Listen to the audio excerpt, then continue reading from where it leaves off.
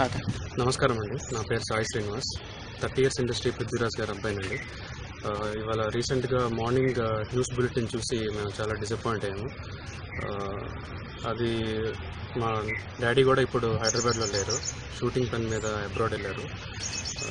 Morning వచ్చిన news me the clarification ఇవ్వడానికి నేను మీ ముందుకు వచ్చాను. ఎవ్రీ ఫ్యామిలీలో జరిగేదండి ఇది. ఇట్స్ హస్బెండ్ వైఫ్ మధ్య జరిగే గొడవ చినికి గాలివాన్ అయ్యి అది లీగల్ దాకా అయ్యింది. సో అందరం బాగానే ఉన్నాము.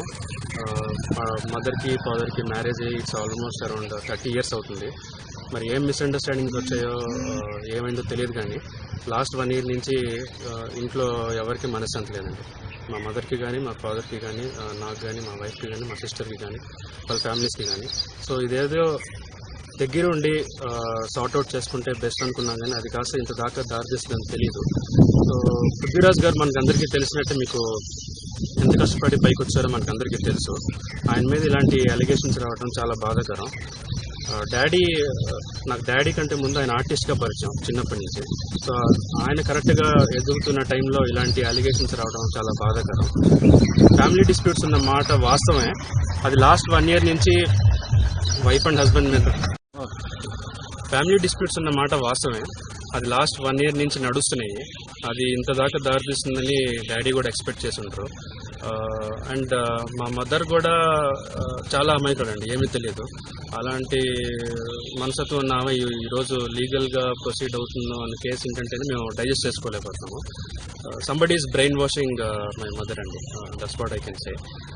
ఫాదర్ కూడా couple of years బ్యాక్ మా సిస్టర్కి కూడా గ్రాండ్గా మ్యారేజ్ చేశారు, and we're going well together. ఇలాంటి టైంలో ఎవరో మాటలిని ఇలా లీగల్గా ప్రొసీడ్ అవ్వడం అనేది మేము ఎవరో ఇంకా అది నిజం కాకపోతే బాగుండు అనుకుంటున్నాము, కానీ ఈరోజు పేపర్ దాకా వచ్చింది కాబట్టి చెప్పాలనుకుంటున్నాము. అది రెగ్యులర్గా జరిగే వైఫ్ అండ్ హస్బెండ్ మధ్య గొడవేనండి, ఎవరింట్లో లేదు. అది పృథ్వీ గారి ఫ్యామిలీలో జరిగింది, అది బియాండ్ ది లిమిట్స్ దాటిపోయి ఇది ఆయన చేతిలో కూడా దాటి వెళ్ళిపోతుంది.